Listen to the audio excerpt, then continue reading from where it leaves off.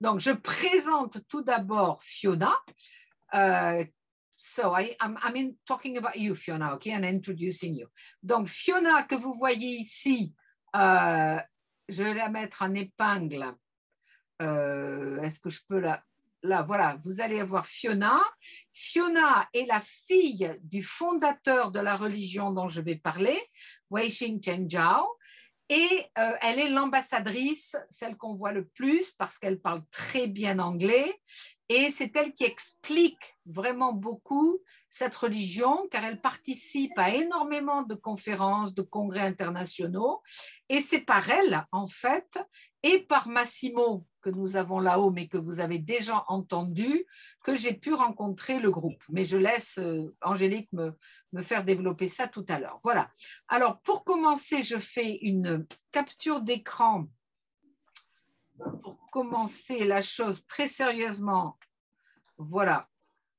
Voilà. Donc, voilà, vous voyez ici bien le titre. Donc, je parlerai de cette religion qui est une grande religion de Taïwan et j'ai noté avec la participation de Fiona Chang, qui est la fille du grand maître Henyang Chanshi. Et voilà le plan de ce dont on parlera aujourd'hui. Donc, introduction, bien sûr, un bref historique, message spirituel, le panthéon, la pratique religieuse. Et là, je dois dire que je suis un peu ennuyée parce que j'avais des vidéos à vous montrer, mais Zoom ne les reconnaît pas. Donc, je ne peux pas les passer, bien qu'elles soient très importantes, mais il y a pas mal de choses sur YouTube. Donc, je vous enverrai des liens de YouTube où vous pourrez les voir ensuite, et notamment les cérémonies de l'année. Voilà. Donc, ça, c'est ce dont je parlerai.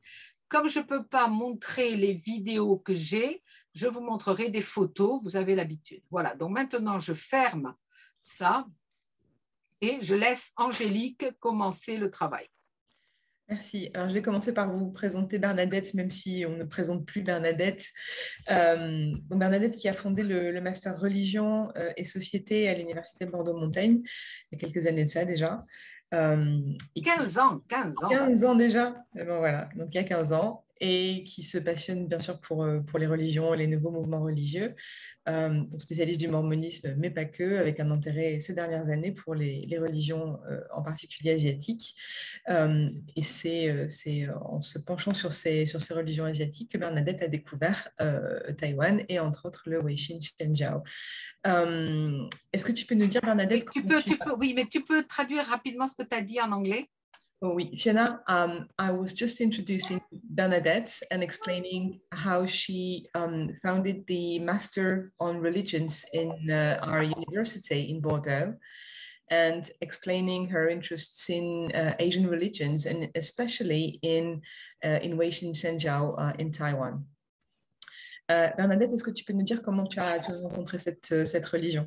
Alors oui, justement, je l'ai rencontré, comme je disais très rapidement tout à l'heure, grâce à Massimo, bien sûr, qui avait organisé en collaboration avec nos amis de Corée un CESNUR à côté de Séoul en 2016. Or, il se trouve que c'était le moment où moi je me faisais opérer de la hanche, donc je n'ai pas pu y aller.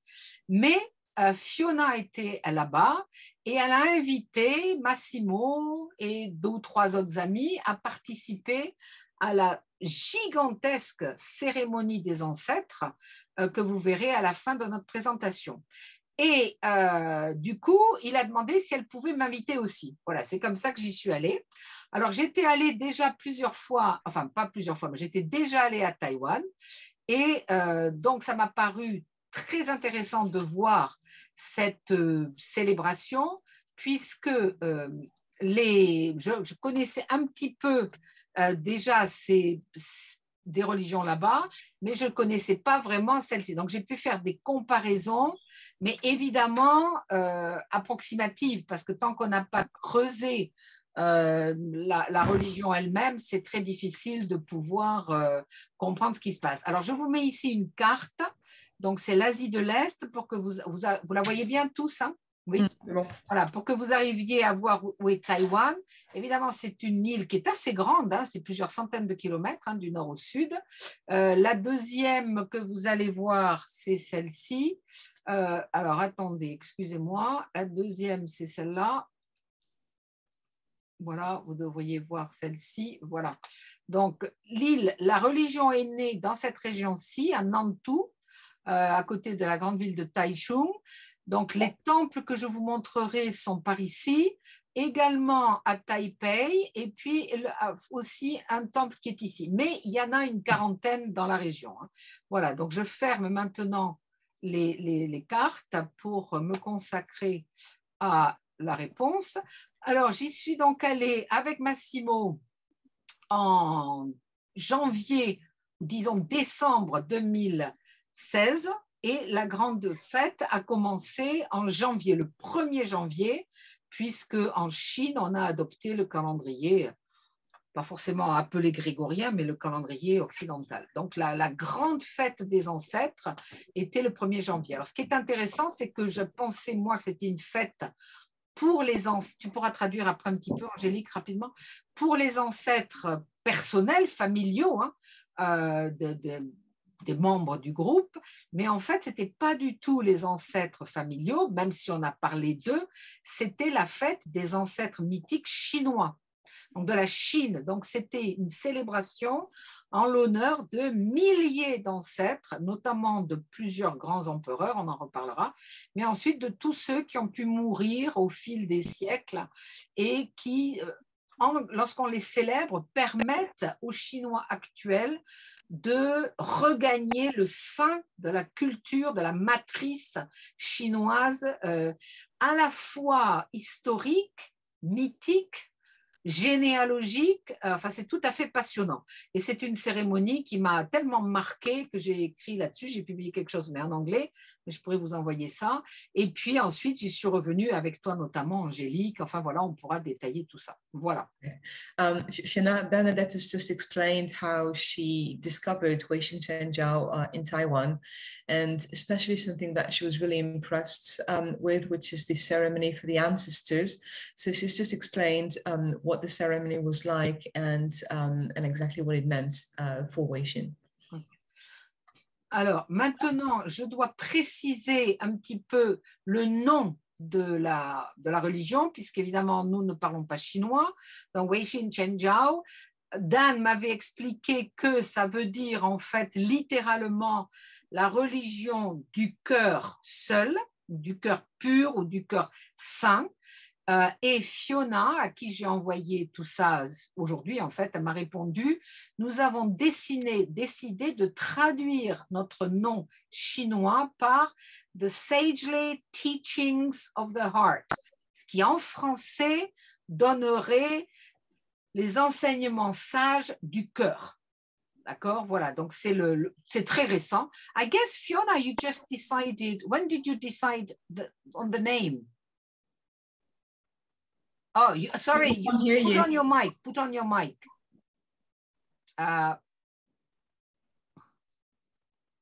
Yeah, about 2 years ago, when I was attending a conference in Netherlands with Benjamin Penny, Dr.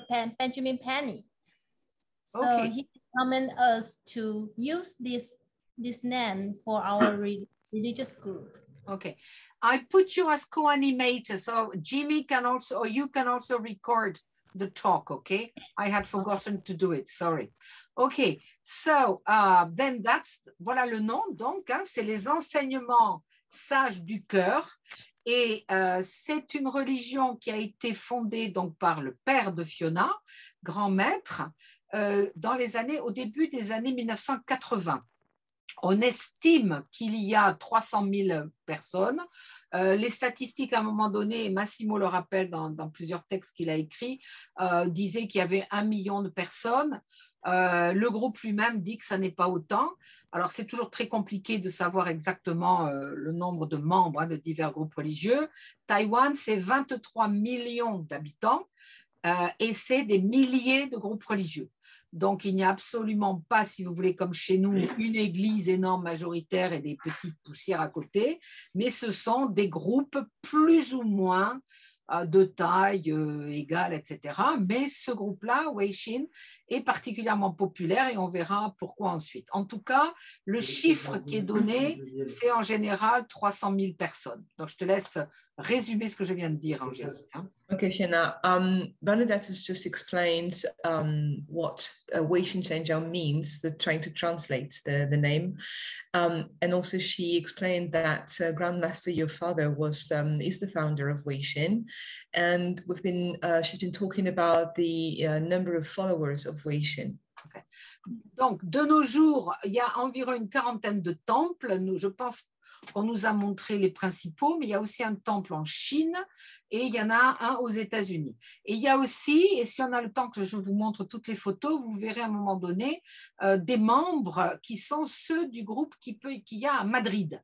Mais il n'y a pas de temple, hein, mais disons qu'il y a une communauté à Madrid, ce qui m'a beaucoup intéressé, puisqu'on s'est retrouvés à Taipei à parler espagnol, donc c'était très, très intéressant. Mais je n'ai pas gardé le contact avec eux, je ne sais pas exactement où ils sont. Alors, le problème qu'on a et qui a été souligné par Massimo et par d'autres, hein, c'est que tout ce qu'on sait de cette religion, ça nous vient, disons, de Fiona ou de ce qu'on peut apprendre par traduction, etc. Mais Grand Maître a écrit des milliers et des milliers de pages, hein, vous verrez des photos des boîtes qui contiennent ces manuscrits, et juste récemment, on vient de traduire, donc je vous le montre, hein, comme ça vous pouvez voir, on vient de traduire un extrait, donc ce sont les écritures donc, de Guigou, un des grands ancêtres, c'est celui qui est incarné maintenant, qui a une union très profonde avec le grand maître. Hein. On vient juste donc de traduire son écriture de la vertu céleste de l'immortel maître Guigou, mais c'est tout ce qu'on a en anglais, c'est-à-dire c'est la seule source première qu'on peut avoir de nos jours en anglais. Alors, c'est quelque chose, attendez, j'espère que vous voyez, c'est-à-dire que ça se déroule, hein, c'est un livre à l'asiatique, hein, c'est comme un grand parchemin. Hein. Alors, je ne vais pas le faire davantage, sinon ça va. Mais vous voyez, c'est très long, voilà. Et ça se lit comme ça. Pardon, voilà, vous allez voir comme ça. Ça se lit, on tourne les pages et on peut faire les incantations. C'est en anglais, bien sûr. Hein, voilà. Donc, ça, c'est... Pardon? Je vais traduire pour Fiona. Non, tu lui dis simplement, I just showed the book, Fiona, okay, and explained that this was the first English translation. Voilà. Alors, je peux continuer un petit peu pour la fondation historique, hein, enfin l'historique de la fondation plutôt. Donc, le grand maître s'appelle, enfin son nom d'état civil, si on peut dire, hein, c'est Zhang Yijui. Sorry for the pronunciation. How do you pronounce it, Fiona? Yeah, Zhang Yirui. You can hear. Yeah. Okay. Il est né en 1944 dans la ville de Zhongliao, qui est dans le comté donc, de Nantou. Donc, c'est ce que je vous ai montré sur la carte, le centre nord hein, de l'île. Et Fiona me précise que c'était un village qui était très pauvre et complètement isolé. Et il est devenu géomètre. Et il a fondé disons, un bureau de géomètres pour étudier la Terre, pour étudier le cadastre, etc., etc. Donc, ça a été son métier. Et ensuite, il est tombé très gravement malade en 1982. Et c'était quelqu'un qui était déjà très pieux. Donc, il pratiquait les incantations, il faisait les rituels. Alors, évidemment, les rituels, on en reparlera, mais c'est bouddhiste, taoïste, confucianiste. Hein. Mais il a failli mourir. Et quand il a repris quasiment conscience et qu'il est revenu à la vie, il a compris que c'était sa pratique de ce qu'ils appellent le dharma de la terre pure, donc un concept plutôt bouddhiste, qu'il avait sauvé. Et le dharma, ça serait la loi, enfin c'est tel qu'on peut l'entendre un petit peu de nos jours rapidement ici. Donc, il a décidé, à partir de là, de remercier ce qu'on lui avait donné, puisqu'on lui avait redonné la vie, et il a senti, il a reçu des révélations, il a pris conscience que tout d'un coup, il était en relation très spéciale avec des grandes figures du panthéon chinois, et notamment cette figure qui s'appelle Guigou. Guigouzi, c'est maître Guigou, et qui est une figure mystique très importante. Et à ce moment-là, il s'est nommé lui-même, grâce à ce qu'il avait reçu en révélation, grand maître Hunyuan. Voilà, c'est comme ça qu'on l'appelle. On l'appelle maintenant grand maître. Et à ce moment-là, il sent donc qu'il est pénétré par tout un tas de figures spirituelles qui lui donnent vie, force, énergie, un grand élan spirituel, et il devient lui-même un grand maître spirituel. Et à partir de là, il va enseigner. Alors, ce n'est pas vraiment des prédications au sens où quelqu'un se met sur une boîte à savon comme à Londres et se met à prêcher, mais il enseigne. Donc, il y a plusieurs personnes qui sont intéressées et petit à petit, le groupe de disciples devient de plus en plus important et surtout, on se rend compte que ce qu'il enseigne, en fait, ce sont des choses très pratiques et qui sont efficaces. Alors, Angélique, je te laisse rapidement traduire et je mets des photos du grand maître. Fiona, Bernadette has just explained about your father's life, how he got his revelation after he got sick and he was cured, and how he started teaching. Yeah. Okay. Voilà, donc ça c'est grand maître que vous pouvez voir ici. C'est moi qui ai pris la photo, donc vous le voyez au milieu. Vous voyez son épouse à gauche, qui est absolument adorable, et vous voyez Fiona ici. Vous voyez un autre ami ici qui s'est marié récemment et qui m'a envoyé son faire-part de mariage. Et ça, c'est un grand maître que j'aime beaucoup aussi, qui est un grand maître de Feng Shui et de I Ching. Voilà. Alors, c'est un des innombrables repas qu'on a partagé, mais j'ai trouvé que celle-là était bien parce qu'elle permettait de le voir en famille. I like this photo, Fiona, because you see him with your family. Donc là, ça va vous amuser. C'est moi qui suis en train de recevoir des mains de grand maître ce que j'ai dans le dos, puisque je l'ai accroché dans le bureau. Ça, c'est l'emblème de Weixin Chengjiao, c'est le yin et le yang, parfaitement arrangé. Et quand si vous arrivez à voir exactement, quand j'aurai arrêté le partage d'écran, vous verrez que je porte ça autour du cou. Voilà une autre photo de grand maître. Je porte en fait le même bijou que lui, hein, là. Voilà. Ça n'est une autre de lui lors d'un congrès. En fait, c'est le même jour. Hein. Et voilà une photo que m'a envoyée Fiona, où c'est lui très récemment. Je l'aime beaucoup cette photo parce qu'il est en train de... C'est pendant une cérémonie qui dure des jours et des jours et des jours. Et il explique, et puis vous voyez les petits feuillets qu'il a à la main et qu'il va lire. Hein. Et ça, c'est lors d'une cérémonie pour remettre les choses dans l'ordre et essayer d'empêcher le chaos, la guerre et la maladie du Covid. Voilà, donc ça, ce sont quelques photos de grand maître. Voilà. Alors, ensuite... Alors, j'ai demandé à Fiona quels seraient les... I'm talking about the characteristics, okay, what you explained to me. Je lui ai demandé, plutôt que moi de vous dire quelles sont les capacités de grand maître, je lui ai demandé comment est-ce que les membres de Weixin caractérisent les pouvoirs de grand maître. Alors, elle m'a dit très clairement, pour nous, grand maître Huyan est le représentant du Dieu suprême. Guiguzhi.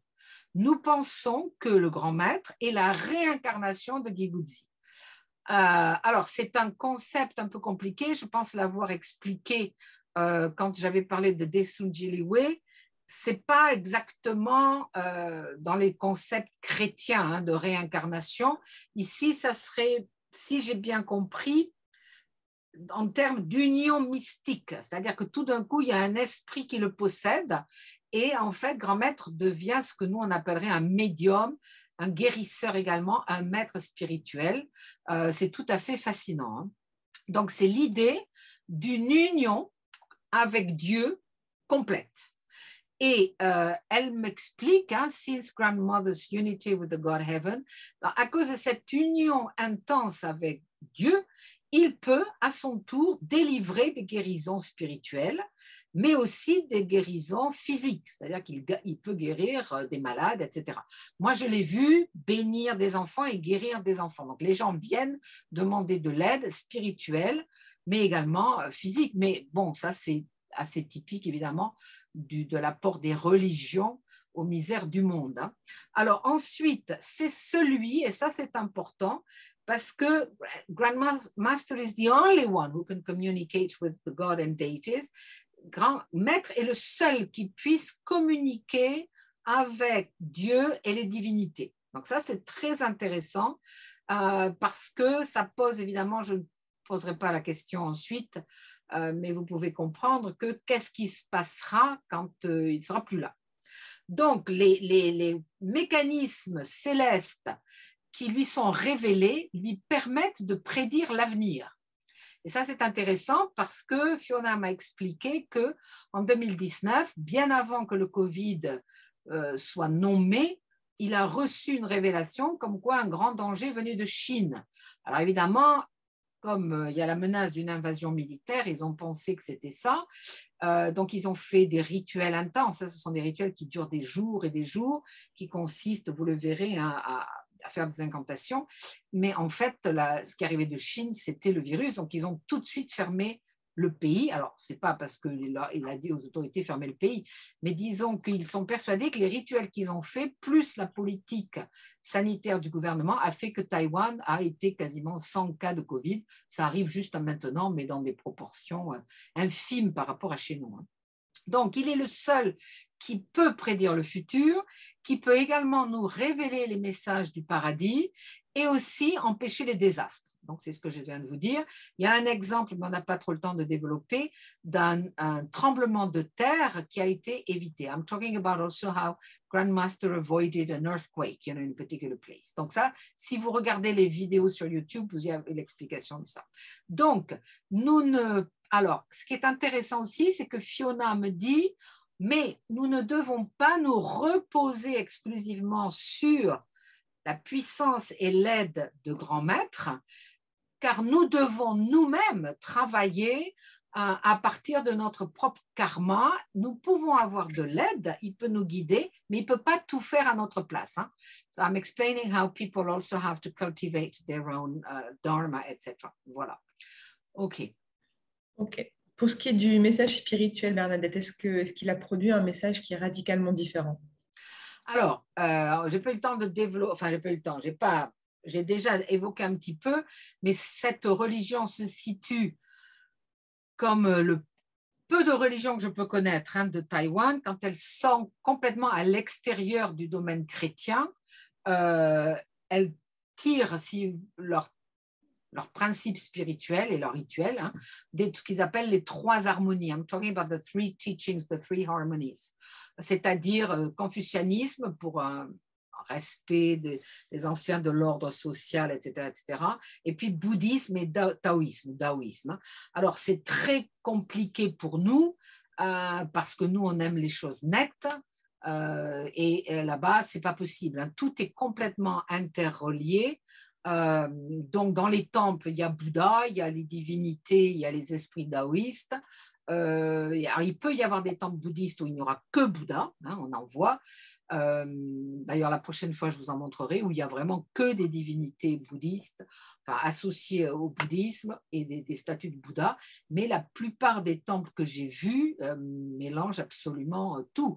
Donc, il faut savoir si c'est un temple qui est plus particulièrement destiné à l'empereur de Jade, l'empereur jaune, etc., etc. Mais il y a les autres aussi. Donc, dans les temples, je vais vous les montrer de ce groupe, il y a vraiment beaucoup de divinités. Mais toutes, disons, de ces trois religions. Il n'y a pas la vie. Aux États-Unis, dans des groupes comme ça qui seraient créés de nos jours, on ajouterait, d'ailleurs, je l'ai vu plusieurs fois, la Vierge Marie, Jésus, etc., etc. Pas là, c'est strictement bouddhiste, taoïste, etc. Sauf dans une vidéo que m'a envoyée Fiona. I'm talking about the video you sent me today of the latest ceremony that you did. With the celebration of the ancestors and with God and Allah. Alors, ils ont fait une cérémonie tout à fait originale, mais qui est nouvelle, que je ne vous montrerai pas parce qu'on n'aura pas le temps, mais je vous donnerai le lien, où tout d'un coup, ce sont des offrandes avec des bouteilles de vin, et puis des fichiers, des petits fichiers comme ça, donc des tablettes où sont inscrites des phrases, des incantations à dire, et au-dessus, il y a une croix. Donc ça, c'est la première fois que je vois ça, mais ils ont appelé ça aussi la réunion avec le Dieu du monde entier des autres religions et Allah. Alors ça, c'est très étrange parce que si des musulmans voient ça, ils ne comprendront pas pourquoi on a mis la croix, parce que c'est clairement, mais c'est très récent. Donc ça, c'est pour ça que c'est vraiment passionnant à étudier au jour le jour, parce qu'en fait, c'est une religion qui est toujours en construction. Et là, j'ai regardé ça tout à l'heure, hein, elle m'a envoyé les liens il y a 2 ou 3 heures. J'étais assez impressionnée. Voilà. Donc, ce sont les 3 grands messages, mais tu me demandais la particularité de ce groupe, eh bien, c'est qu'il va, grand maître a mis en avant, en exergue, la pratique du Feng Shui et du I Ching, c'est-à-dire la divinisation, et puis, ou divination, comment on dit en français? Divinisation, hein? Oui. Divination, bon, oui, divinisation, et le Feng Shui, c'est-à-dire comment tout doit être construit selon les forces telluriques, les forces, etc., etc. Et ça, c'est vraiment ce qu'ils ont mis en avant, et Massimo a écrit aussi là-dessus. On pense que c'est la raison de leur succès, parce que les gens viennent pour soit suivre leurs cours à l'université où ils enseignent ça, soit payer les services, ou même si ce n'est pas très cher, d'un maître. Et moi, j'avoue que Massimo, comme moi, on a posé des questions et c'est impressionnant, les réponses qu'on a eues ont toutes marché. Hein. Donc, c'est très, très intriguant, mais bon, c'est comme un petit peu des diseuses de bonne aventure et qui vous disent vraiment ce qui va se passer.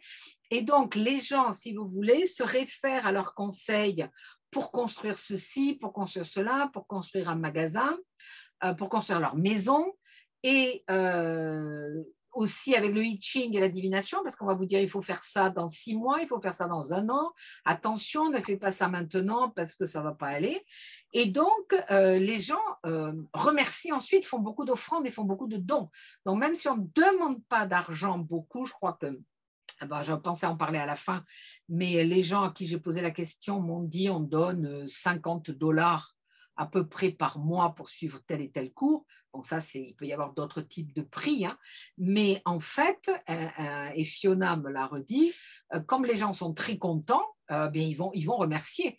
Donc, c'est pour ça qu'en 40 ans, vous pouvez, en plus, ils font le travail gratuitement, hein, vous pouvez avoir 40 temples, une chaîne de télévision, etc., etc. So, I'm talking about the impact of Feng Shui on people and of I Ching, Fiona. OK? Voilà. Alors, donc, ça, c'est sa particularité. Hein. D'accord, Angélique? Oui. Très bien. Est-ce que tu peux nous expliquer les rouleaux derrière toi? Alors, les rouleaux derrière moi, ça, c'est Dan qui me les a expliqués. Alors, attends que je vois ce que vous voyez, parce que sinon, je ne te vois que toi. Alors, voyons. Alors, voilà, derrière moi, celui-ci, ça veut dire le zen. C'est ça, Dan? Pardon. Ça, c'est Dan. Ah, Dan, il faut que tu remettes ton micro, c'est ça? Oui, ça c'est le derrière vous, voilà. Et tu as rajouté celui-là, il veut dire quoi celui-là? À gauche, c'est le Bouddha en fait. D'accord. Voilà. Et puis là, c'est un petit tableau qui dit sage, intellectuel, c'est ça? Oui, c'est ça. Alors, et après, attendez, je vais mettre... Alors, derrière moi, il y a sur la table... Il y a un tableau, mais qui fait 2 mètres de long, donc je n'ai pas pu l'accrocher, mais qui est et je ne peux pas le tenir, parce que si je le tiens, je ne peux plus, enfin, je ne peux pas, hein, c'est trop large, mais c'est un dessin automatique fait par grand maître lorsqu'il a des révélations, et c'est un dragon. Voilà, donc je pourrais peut-être faire des photos ensuite et vous les envoyer. Là, je ne peux pas le faire tenir mieux, hein. Il est posé sur des livres, vous le voyez là comme ça. C'est magnifique, hein. Mais bon, voilà, je ne peux pas faire mieux. Voilà, donc ça, c'est ce qu'il y a derrière moi. Hein. Alors, c'est vrai que je n'ai pas ça tout le temps accroché dans mon bureau parce que sinon, je ne peux plus passer entre les livres. Voilà. Mais ça, merci Dan hein, qui m'a expliqué tout ça. Hein. Fiona, Bernadette has just explained about the paintings behind her and Grandmaster's dragon painting and so on and so forth. But I said that it was too long and too wide, so I couldn't put it on the wall. OK. On avait une question pour Fiona après pour lui demander de résumer les traditions spirituelles qui sont en jeu dans le Weixin. Alors, justement, là, I'm translating also what you answered, okay? The spiritual traditions. Alors, quel est le but quelle est l'utilité de ces traditions spirituelles, donc à la fois le Feng Shui et le I Ching, hein? C'est l'idée de permettre aux gens, donc aux fidèles, de prendre les bonnes décisions, hein, c'est ce que je vous disais, c'est-à-dire de calculer comment va être placé votre bureau, votre lit, votre table, votre maison, etc., afin de gagner toutes les énergies positives. Parce que sinon, si vous avez des énergies négatives qui émanent de la Terre, hein, alors on nous parlait là-bas, on nous expliquait, il faut qu'il y ait des choses qui soient en bonne relation avec soit la queue du dragon, la queue du tigre, etc. Donc, en fonction de tout ça, on vous explique comment vous orienter en fait dans le monde de façon positive, hein. Et c'est l'idée de également établir des relations harmonieuses entre les humains. C'est ça qui est finalement le plus important, parce qu'une fois que les gens arriveront à être bien dans leur maison, dans leur vie, dans leur métier, et à être en harmonie avec les voisins, eh bien la paix, bien sûr, pourra s'instaurer, puisque tout cela fonctionnera. Alors, il y a la question, je saute un petit peu tout ça, hein, mais il y a aussi l'idée de faire aussi beaucoup de dons. Et c'est une religion, comme beaucoup, apparemment, j'en connais trop peu, hein, mais apparemment, ce que j'ai pu constater en Asie, c'est que les religions n'ont aucun problème avec la richesse. Au contraire, donc c'est à l'envers du christianisme version catholique, hein, où heureux les pauvres. Là, pas du tout. Une religion doit vous permettre d'être à la fois heureux spirituellement et prospère matériellement. Donc moi, un des cadeaux qu'on nous a fait, hein, c'est une tirelire. Voilà, vous imaginez pas le jour de Pâques quand on vous offre une tirelire, hein, c'est-à-dire qu'on vous explique, hein, comment, si vous mettez de l'argent là-dedans, vous allez être béni et vous allez devenir riche. Alors, c'est l'idée aussi, donc, que vous allez pouvoir rencontrer les morts, vous allez, dans les incantations que vous allez pratiquer, vous pouvez éliminer, disons, la menace de catastrophe, mais également vous allez pouvoir rencontrer le monde des morts, le monde des ancêtres, pas seulement les vôtres de la famille, mais les ancêtres de votre ethnie, hein, parce que ça c'est un terme, enfin, ils n'utilisent pas forcément le terme ethnie, ils vont pouvoir passer de la race chinoise, etc. Mais c'est très important également, la rencontre également des membres de la famille, etc. Il faut chercher le bien et éviter le mal. Okay. Alors, voilà, ça c'est l'essentiel, hein, de ce qu'on peut voir, hein. Est-ce que tu peux nous parler du panthéon du Weixin et nous dire s'il reproduit fidèlement le panthéon classique bouddhiste et Alors voilà, donc ça pour nous c'est très difficile à comprendre, hein, parce que c'est très compliqué. Par exemple, si on est catholique, on aura aussi un panthéon, mais ce panthéon il n'est pas forcément généalogique, hein. On va avoir des saints, etc. On peut avoir la famille de Jésus, puis on a l'Ancien Testament, mais bon, c'est à peu près tout. Tandis que là, c'est excessivement complexe parce que les ancêtres sont à la fois, parfois ont pu exister, mais ont été totalement mythifiés. Alors vous me direz, c'est pareil avec Isaïe, Moïse, etc. Oui, mais là, c'est vraiment encore plus complexe. Donc, quand on est béotien, ce qui est mon cas pour ces groupes-là, je ne peux que reproduire ce qu'on m'explique, hein. Alors, il y a essentiellement dans ce groupe-là, et je reprends ce que Fiona m'a expliqué, hein, on honore tout particulièrement Geguzi, qui est donc l'ancêtre vénérable et qui est considéré comme un dieu. Alors, il a un autre nom, alors ça c'est aussi très compliqué puisque chaque fois les grands maîtres, les grands ancêtres ont plusieurs noms, mais on l'appelle Wang Chang Lao Tzu. Alors, au début, la première fois que j'avais vu ça, je m'étais demandé s'il y avait un lien avec Lao Tzu, mais en fait, donc, il serait un des pères du taoïsme, mais en fait, ce n'est pas la même chose. Donc, c'est celui qui est à l'origine de l'enseignement que va diffuser Grand Maître. Alors, Guigou était un penseur, un éducateur de la période de ce qu'on appelle les empires combattants, en anglais Warring States, hein, et c'est autour du 5e siècle avant Jésus-Christ jusqu'au 2e, 3e siècle avant Jésus-Christ.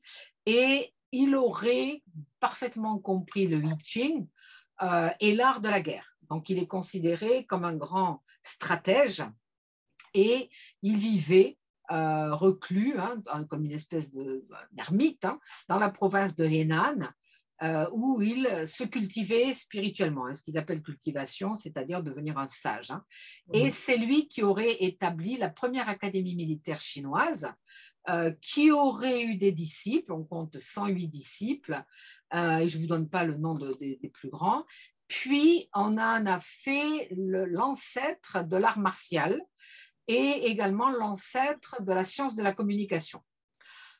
Et il est censé avoir été excessivement influent dans la constitution, si on peut dire, hein, de la culture chinoise. Et la culture chinoise et sa promotion est très importante pour Weixin et aussi pour Taïwan en général, parce que vous connaissez tous évidemment l'histoire de Taïwan. Taïwan, c'est le réceptacle, hein, de ce que le communisme a évacué dans la République populaire de Chine, hein, puisque ceux qui ont fui au moment où Mao est arrivé au pouvoir et qui se sont réfugiés à Taïwan ont emporté non seulement les trésors des musées, hein, donc qui ont permis à Taipei d'avoir un musée magnifique, le musée du Palais. Bon, tout n'est pas parti, il y a une partie qui est restée en Chine, mais les Taïwanais se considèrent comme ceux qui ont préservé la culture ancienne. Et donc, quand une religion comme Weixin naît, c'est très intéressant de voir comment elle va s'affirmer comme un des moteurs ou un des agents principaux de la récupération de cette culture ancestrale. Donc ça, c'est très, très intéressant. Et donc, ce Guigou-Zi, puisqu'il est vu comme un des ancêtres, un des géniteurs, hein, de la grande culture chinoise, c'est très important de voir donc grand maître se sentir possédé, au sens noble du terme, par cet ancêtre, puisque du coup, grand maître devient le vaisseau, ce qui va permettre aux différentes ethnies de la Chine, qui sont maintenant répartis au Japon, en Corée, Vietnam, etc., à Taïwan, qui va permettre cette réunion. Et on le voit d'ailleurs dans la cérémonie des ancêtres, et puis même dans un temple que j'espère vous montrer, oui c'est bon, où on voit les tablettes de tous les empereurs, c'est-à-dire les noms, et puis les tablettes mortuaires de tous les empereurs coréens, japonais, etc., etc. Bon, j'ai dû avoir évidemment des amis qui me traduisaient tout ça parce que j'ai pris des photos, mais je ne savais pas trop ce que je prenais en photo. Voilà, donc ça, c'est très intéressant de voir ça. Et donc, grand maître, hein, ça, je vous ai expliqué. Donc ça, je passe là-dessus. Lancé la réunion, ça marchait, maintenant ça marche plus. Ah oui, Mylène, il faut éteindre votre micro, s'il vous plaît, hein, parce que là, sinon, on ne marche plus. Voilà. Et donc, voilà Guigou-Zi. Alors ensuite, il y en a un autre qui est l'empereur jaune, Yellow Emperor. Il est censé être le premier ancêtre humain de la culture Han. Han, c'est la majorité, c'est l'ethnie majoritaire, hein, des Chinois. Il y en a encore un autre qui est l'empereur Yan, donc Shenon Yandi, qui aurait goûté toutes sortes d'herbes pour sauver les gens, donc le père de l'herboristerie, si on peut dire. Hein. Moi-même, je prends des tisanes chinoises tous les jours pour aller mieux, donc je dois ça, je pense, à Yan. Et puis, il y a l'empereur Shiyu, qui aurait créé les mécanismes de l'industrie à travers l'art de la métallurgie. Mais Shiyu, ça c'est très intéressant parce que c'était l'ennemi, enfin disons, il a été considéré comme l'ennemi des autres empereurs, de l'empereur jaune, de l'empereur Yan, ils se sont battus, mais ils se sont battus dans des temps immémoriaux, mais visiblement en partie historiques, et il aurait été l'ancêtre donc de ces groupes ethniques qui ont dû fuir parce qu'ils ont été vaincus par les Chinois. Et donc, ils ont fui Japon, Corée, Vietnam, etc. Donc ça, c'est intéressant parce qu'à la cérémonie des ancêtres, on essaie de réunir tout ce monde-là.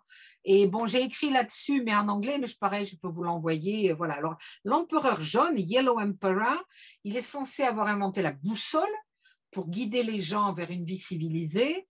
Il a créé les mots, les caractères, les idéogrammes, pour que chacun puisse transmettre la culture. Et il a inventé le rythme afin que chacun puisse profiter du bonheur sonore et vivre un monde intérieur paisible. Alors là, je remercie Dan qui a traduit le chinois que m'a envoyé Fiona cet après-midi. C'est aussi lui qui a inventé l'arc et les flèches. I'm translating what you sent, Fiona, and thanks to Dan, who translated it into French, okay? Et c'est lui aussi qui a inventé les vêtements. Donc, c'est vraiment lui qui a ouvert l'héritage de la culture et de la loi chinoise, ainsi que la civilisation spirituelle et du système social. Et Shiyu, je vous en ai parlé donc tout à l'heure. Voilà. Alors, je disais, mais je n'ai pas le temps de développer, que Shiyu, donc le fait de porter autant d'attention à Shiyu de la part du groupe Weixin, c'est très important politiquement, puisque c'est cette idée de réunir toutes ces ethnies qui ont été séparées par des centaines d'années de combat. Donc, dans les cérémonies, on prie pour les âmes des morts, mais c'est des milliers et des milliers et des milliers. Voilà. Ok. Est-ce qu'on parle de création du monde? Tu as posé une question à Fiona sur l'avenir du monde. Alors, il n'y a pas, autant que je puisse savoir, dans les talking about the future of the world and the creation of the world, Fiona, il n'y a pas ce concept qu'il y a dans les religions bibliques, d'une naissance, création du monde et puis après une fin du monde. Il n'y a pas de création ex nihilo, ça c'est assez typique, mais il y a un très grand chaos qui eut lieu il y a 14 500 ans, c'est très précis. Et Grand Master, le grand maître, Huan Yuan, a enseigné qu'il y a 14 500 ans, l'univers était un chaos et on lui a révélé le sens du chaos. Et donc, ensuite, c'est là qu'on va voir se fonder la science du Feng Shui et du I Ching, parce que le secret du chaos donc, a été révélé par encore un autre personnage qui s'appelle Fu Qi, il y a 7352 ans. On lui a révélé le secret de ce qu'ils appellent le bagua. C'est un concept que je suis incapable de vous expliquer dans le détail, mais vous verrez des photos ensuite.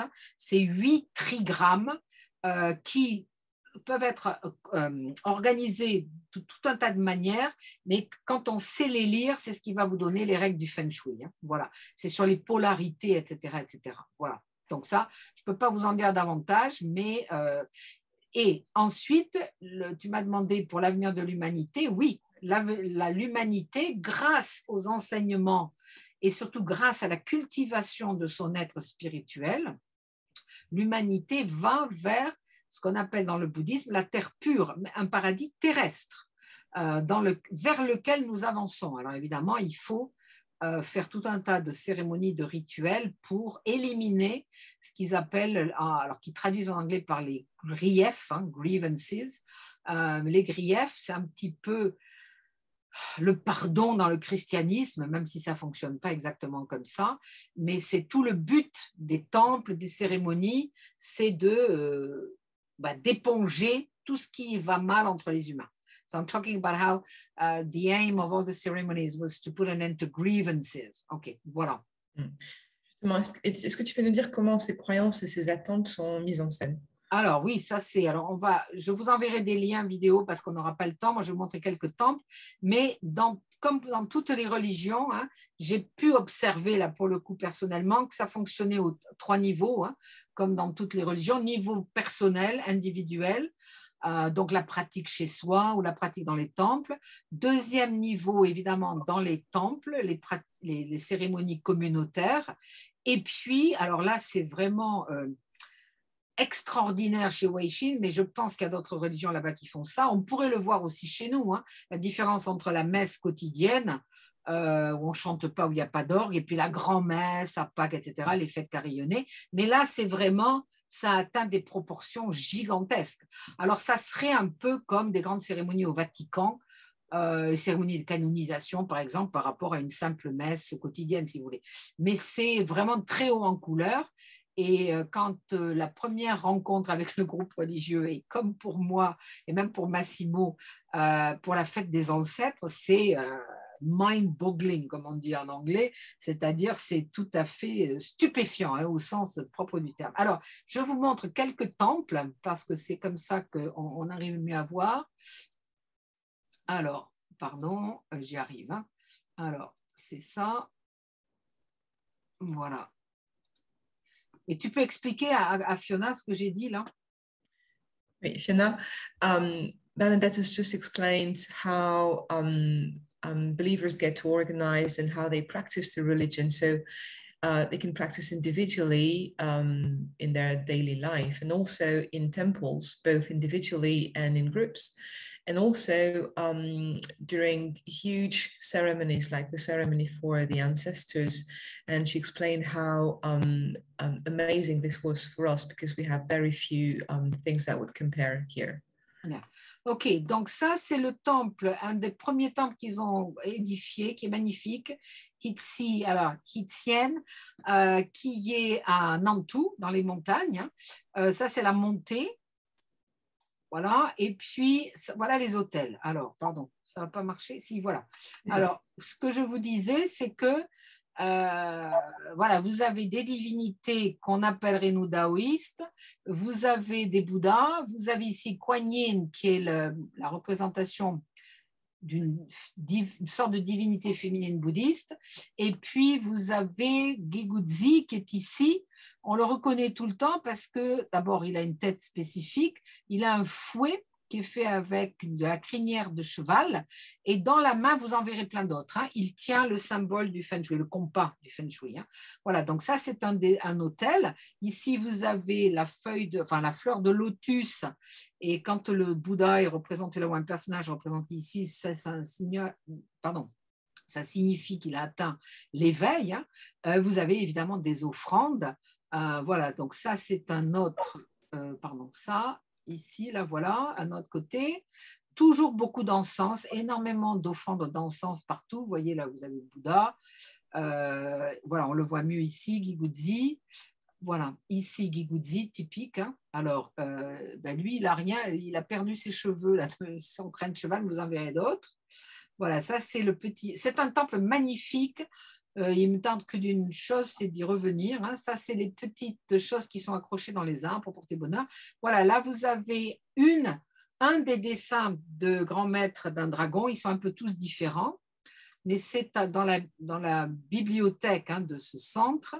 Ici, vous avez, voyez ici, ce sont des boîtes qui contiennent ces parchemins.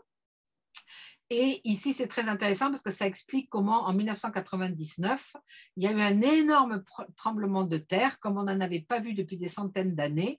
Mais le grand maître a senti, avant que ça serait un désastre, il a vite organisé un hôtel, des incantations, des récitations de sutras, diffuser ses enseignements bouddhistes afin de diminuer l'impact de ce désastre. Hein. Et il a continué à faire ça ensuite, puisque ça a marché, etc., etc. Alors, vous voyez ici, c'est toujours la bibliothèque avec beaucoup de dessins qu'il fait sous l'impact des révélations. Hein. Voilà, donc c'est ce que j'ai derrière moi, mais que je n'arrive pas à accrocher parce que c'est très noir. Ça, c'est quelque chose de très beau, je trouve aussi. Chaque fois que vous visitez un temple, on vous offre du thé. Vous êtes vraiment très, très bien organisé, c'est magnifique. Ça fait partie des choses qu'on trouve tout le temps à côté de leur temple, qui sont des espèces de trucs bizarres, de structures bizarres. Mais Fiona, am I right to say that it's a structure to correct the bad feng shui of the area? Yeah. Okay. Donc ça, ce sont des structures que le grand maître conçoit pour rééquilibrer les forces telluriques du coin. Alors celle-là, elle est assez jolie. Après, il peut y en avoir qui sont assez bizarres. C'est des espèces de musées, de Beaubourg, par exemple, si vous voulez, c'est des constructions très étranges, mais qui rééquilibrent les forces. Hein. Alors ça, c'est dans le parc, qui est magnifique. C'est une statue, la statue de Guan Yin, la divinité bouddhiste féminine. Là, tout autour, ce sont les arhats, ce sont les êtres éveillés, et qui représentent aussi, ils ont tous des têtes bizarres qui sont censés tous représenter des émotions humaines différentes. C'est magnifique, hein, je veux dire, c'est extraordinaire ce parc. Donc là, vous avez Bouddha dans sa fleur de lotus, puis vous avez des gens qui visitent. Après, tout autour, il y a ça, je trouve magnifique. Ce sont des grosses roches qui sont en partie sculptées. On les trouve un petit peu partout autour de leur temple. Ça, c'est un autre de leurs temples, grand temple. C'est là qu'ils ont, ça c'est dans la ville. Is it in Taichung ou in Nantou, Fiona? Taichung City. Yeah. Taichung, Yeah. voilà, c'est la grande ville à côté de Nantou. Et ils ont, do you have all the floors of the building? Yes, 8 floors. Ok, voilà, donc c'est énorme, hein, c'est 8 étages. Et c'est là qu'ils ont les studios de télévision et tout leur, voilà, un petit peu, on voit, chaque étage hein, va représenter quelque chose. Voilà, donc ça, ce sont, that's all I show for the temples right now. I'm a bit surprised because I have Million. No, I selected them, but I wanted to show the one in. Oh yeah. Alors je vous en montre d'autres. No, sorry. Here are the other ones. I wanted to show parce qu'ils ont vraiment des temples fabuleux. Hein. Alors voilà, ça c'est ici. Alors pardon. Alors vous y voyez rien là, je pense. Si. Non, il faut que tu partages. Non, je n'ai pas partagé. Voilà. Alors ça c'est les fameuses tours de lumière. Vous les voyez là? Oui. Donc, c'est l'équivalent de ce qu'on a dans les églises catholiques quand on met un cierge pour guérir, pour avoir son examen, pour se marier, etc. Donc, ce sont des tours. Voilà, c'est comme ça. On les trouve dans tous les temples bouddhistes. On les trouve là aussi. Donc, les gens, c'est des noms. Hein, c'est ça, Dan, tu m'as dit, ce sont les noms des gens. Hein, c'est ça? Ton micro ne marche pas. Oui, c'est ça. Ce sont des noms. Oui. D'accord, voilà. Et ça fait une petite lumière. Et je pense qu'on doit payer pour que ça reste allumé longtemps, c'est ça? Dan? Ça, je ne l'ai jamais fait en fait dans des temples. Peut-être on peut demander à... D'accord, Fiona? OK. Fiona, in order to have the little light and to be blessed, do you need to pay to buy the lamp? Yeah, we need to pay for 1 year. OK. But Yeah. it stays for 1 year. Yeah, it stays for 1 year. OK. Yeah. Donc, ça reste pendant 1 an. Hein? Et puis, ce n'est pas comme une bougie, ça ne fond pas puisque ce sont des petites lumières électriques. Très bien. Ça, c'est un temple. What do you call this one? Is it, what's the name of the temple here? 三宝寺. D'accord, voilà. Ça, c'est un temple très beau dans les collines aussi. Si vous voyez ça comme ça ne fait pas très différent des temples taoïstes ou bouddhistes. Hein, ça, mais le symbole ici, c'est plutôt celui de Weishin. Mais bon, c'est une fleur de lotus. That's a lotus flower, right? Fiona? Yeah? Yeah.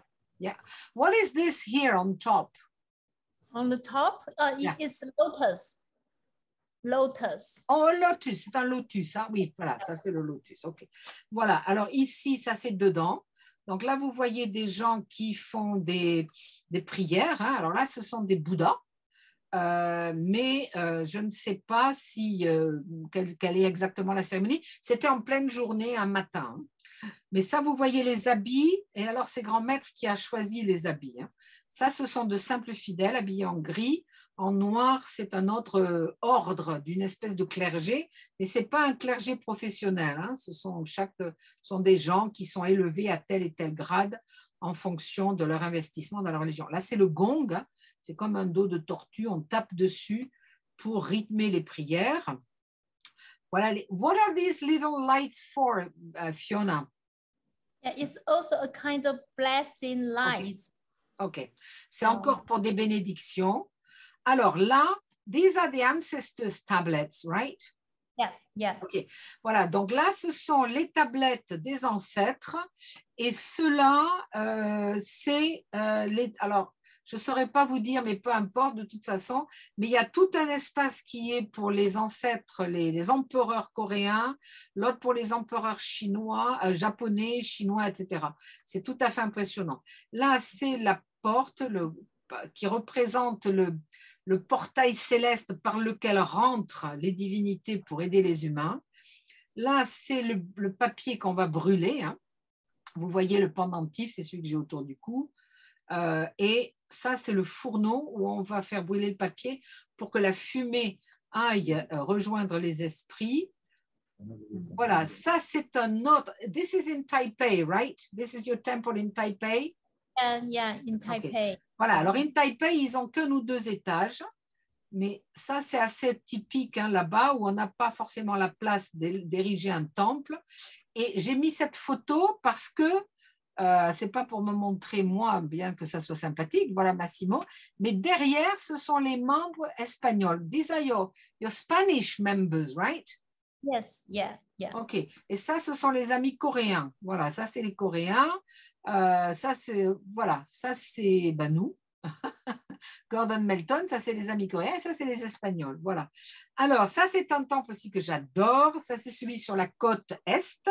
Donc, il faut appeler la mer de l'Est et que les Japonais appellent la mer du Japon, mais il faut faire… pardon, excusez-moi, je dis une ânerie, je confonds avec la Corée. Là, c'est le Pacifique. Hein. Excusez-moi, je dis une ânerie. Hein. C'est la côte Est, c'est le Pacifique.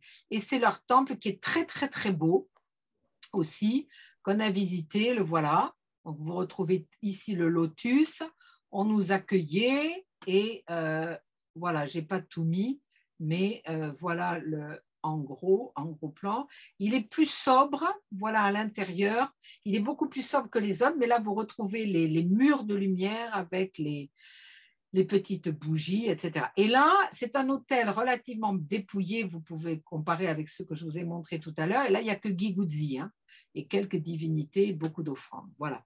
Donc, j'arrête là pour le partage de ces photos. Ensuite, pardon. On avait la Angélique, que tu voulais me demander maintenant. Je ne sais plus où on est. Je voulais te demander de mettre en route la musique du Chanting Music. Ah oui. Voilà. Ah, j'ai oublié de mettre en route. Vous entendez?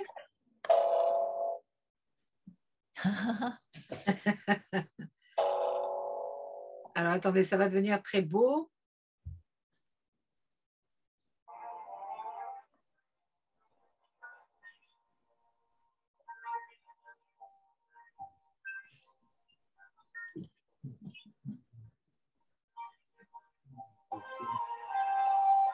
Ah bon. Voilà, bon. Quand je m'ennuie, je mets ça en route. It's in my study, so I have it on my desk. Voilà, oui, c'est vrai que j'avais oublié de mettre ça.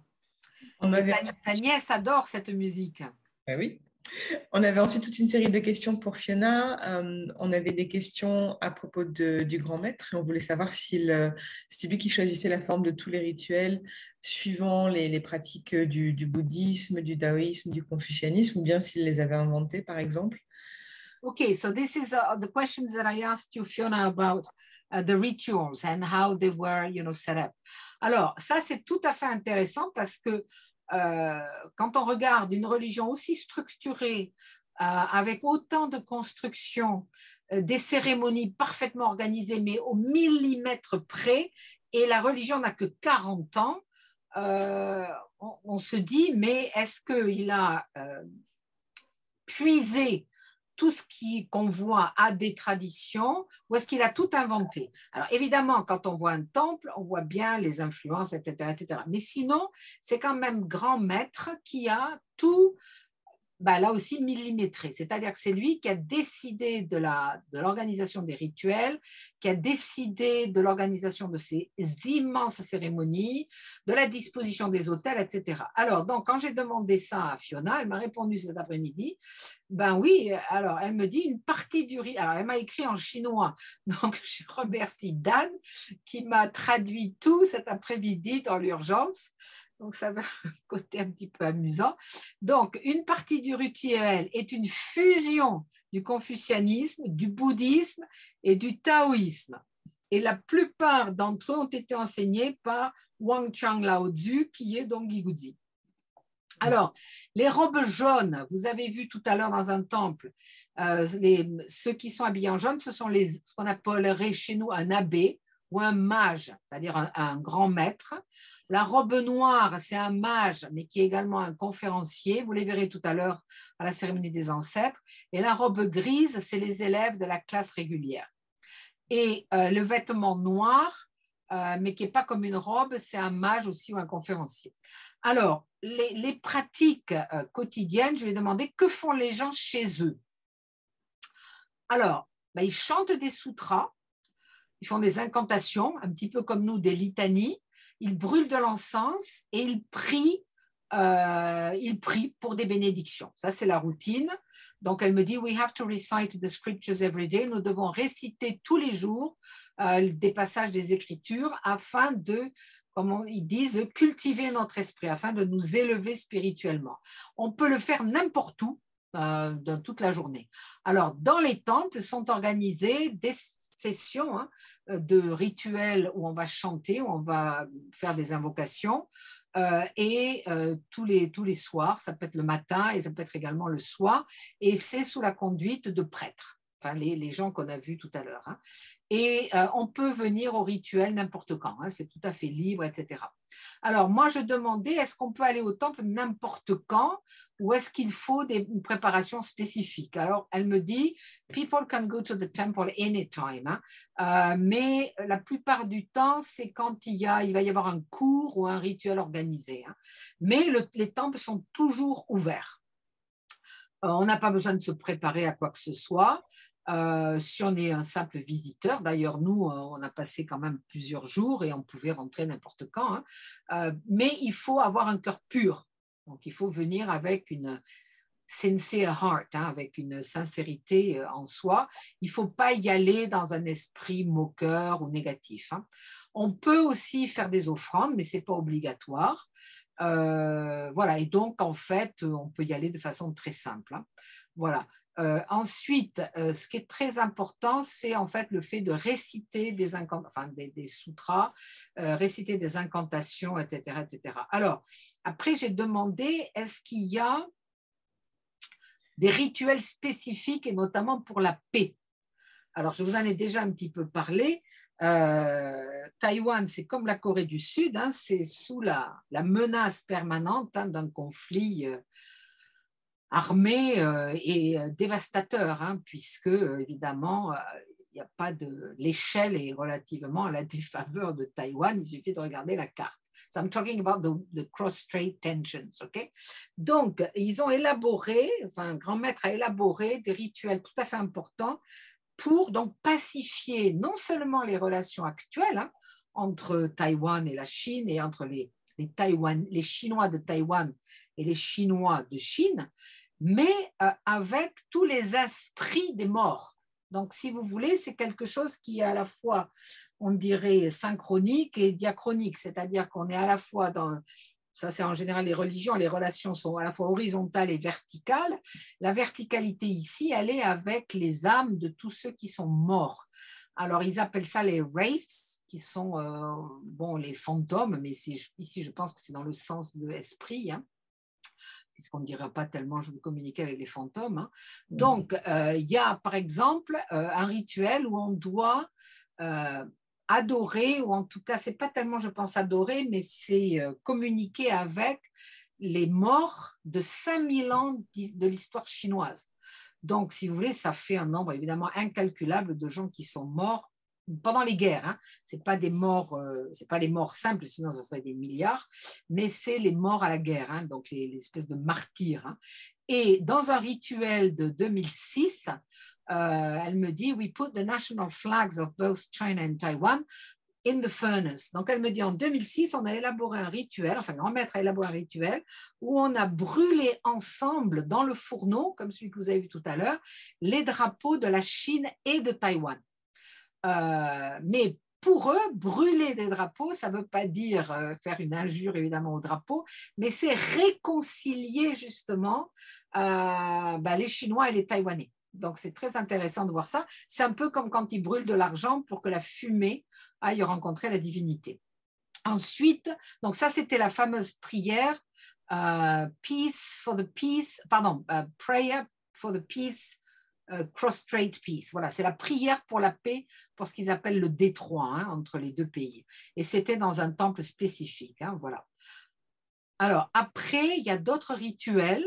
Il y a un rituel, par exemple, qui dure 99 jours, où on doit se réunir à tour de rôle pour énumérer donc, les litanies. Il faut chanter les litanies de milliers de gens. Il y a aussi les anniversaires de Bouddha. Buddha's Holy Birthdays, c'est 3 à 7 jours. Il y a un rituel spécifique. Il y a aussi des rituels spécifiques pour la paix dans les voisinages, dans les quartiers. Hein. Ensuite, il y a un rituel très spécifique pour éliminer le Covid. Mais certes, la durée est très variable, hein, et notamment il y a un rituel qui peut durer 105 jours. Alors, Fiona m'avait écrit au début, quand nous on était en confinement complet en mars, elle m'a écrit une lettre. Fiona, I'm going to summarize the letter that you sent me when we were in lockdown, okay? In March 2020, ok? Donc, on s'écrivait, puisqu'on s'écrit souvent hein, avec Fiona. Et elle me disait, j'espère que vous allez bien. Grand maître a reçu une révélation nous instruisant qu'il était absolument mandatory, obligatoire, de réciter les Écritures et d'organiser des rituels spéciaux chaque mois.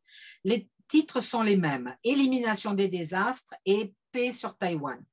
Puis, un mois avant qu'on commence à parler du virus de Wuhan, nous avons organisé un rituel de 3 jours en invitant l'empereur de Jade, the Jade Emperor, de descendre à Taïwan pour nous protéger.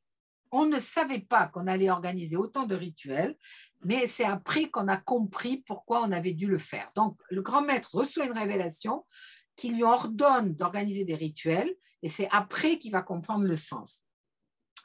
Alors, mon père avait déjà souffert avant le rituel de l'empereur de Jade et donc il voulait à nouveau éviter une crise qui allait se produire. Donc, il ne savait pas ce qui allait se passer.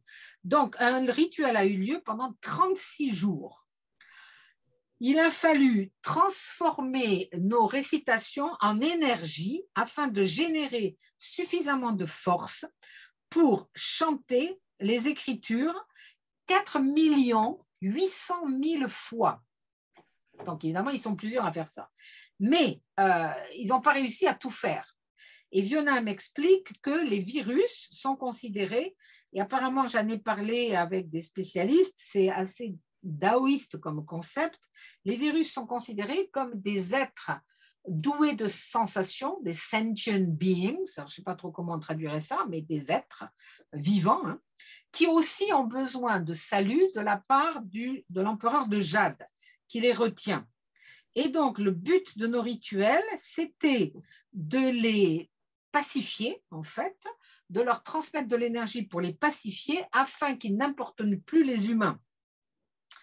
Donc, tout ça, c'est tout à fait fascinant de lire ça. Donc, on a transféré les mérites de nos rituels qu'on était en train de faire aux villes qui étaient donc en lockdown, confinement complet, en Chine, où le virus, évidemment, est né. Hein. Alors, elle me dit, bien que nous n'ayons pas trop le Parti communiste et même l'Organisation mondiale de la santé, nous prions pour les Chinois innocents, pour les innocents. Hein.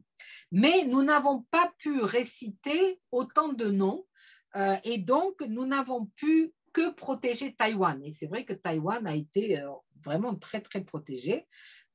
Et c'est pour ça qu'on n'a pas réussi à contenir complètement le virus qui s'est répandu en Europe, etc. Et elle s'excusait de ne pas avoir pu continuer le rituel, et ce qui faisait que tous leurs amis à l'Ouest, aux États-Unis, en Europe, souffraient évidemment de tout ça. Donc ça, c'est quelque chose qui est très important, je trouve, parce que ça montre que ça n'est pas juste une religion de préoccupation spirituelle, mais c'est une religion qui veut dans le monde agir, hein, qui a un impact. I'm saying that it's not just a religion for spiritual purposes, but it's a religion also that has concrete applications, in fact, to save people physically and not just spiritually. Voilà. Okay. On avait des questions après sur l'obligation d'assistance spirituelle. Et là, je pense que je vais peut-être zapper tout ça. Les gens ne sont pas obligés. Je pense que ce que je vais faire, alors je vous ai dit pour les financements, je vous en ai parlé. Je pense que je vais montrer maintenant des photos, hein, parce qu'il est quand même 7h15. Ouais. So now I'm going to show the photos of the ancestor ceremony. Alors ça, c'est extraordinaire. J'ai sélectionné, hein, parce que j'en avais des centaines. Donc, j'ai passé beaucoup de temps à couper, puis après, et après, j'avais trouvé ce film, mais le film, il n'est pas capté. Alors, donc, vous imaginez, on arrive, Massimo, Osita, Gordon Melton, et on nous amène là. On ne sait pas trop ce que ça va être, puisqu'on n'a jamais vu ça.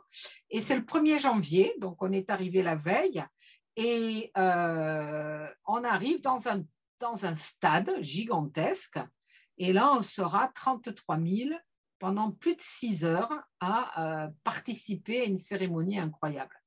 Alors ça, c'est le début. Vous voyez Grand Maître qui arrive, ça c'est Gordon Melton. J'espère qu'on aura un de ces jours un entretien avec lui. C'est un immense stade à côté de Taipei et qui se remplit, c'est le matin.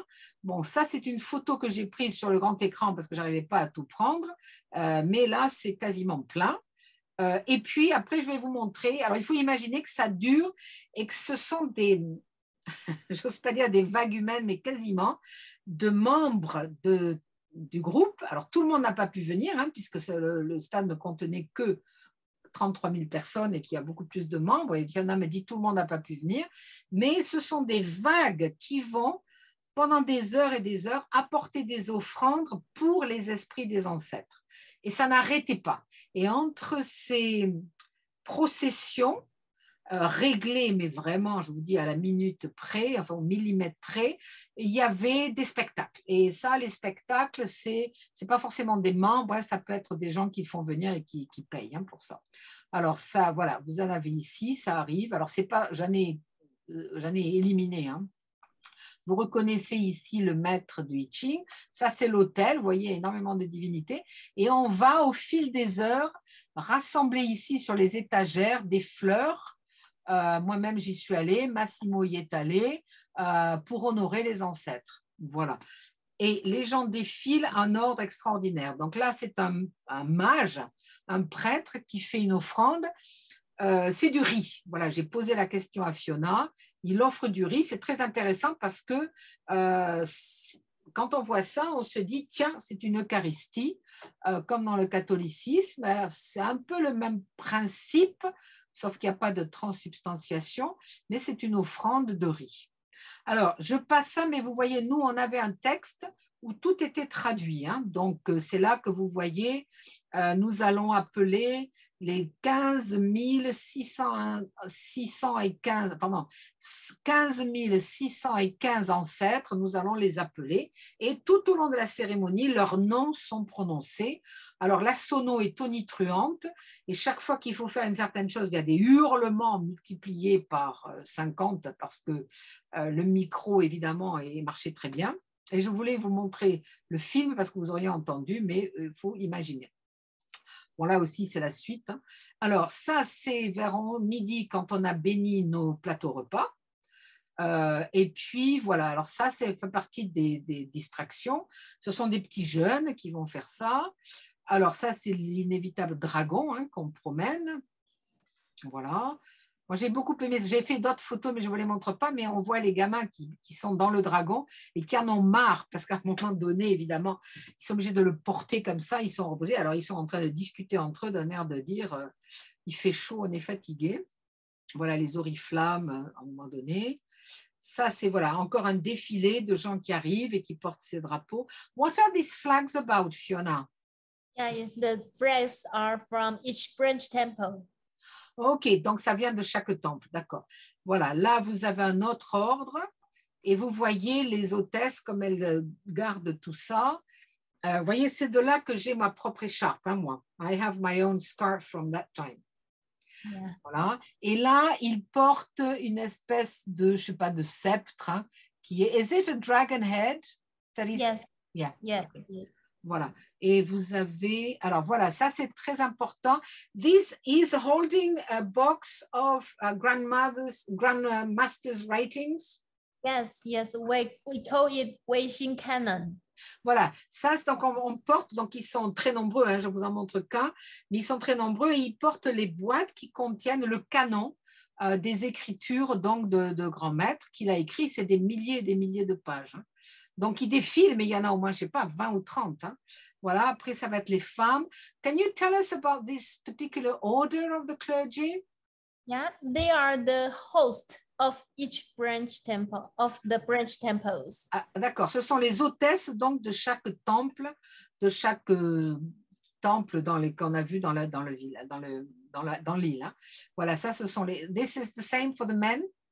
Yeah, yeah. Okay. Voilà, ça, ce sont les hommes. Là, voilà. Là aussi.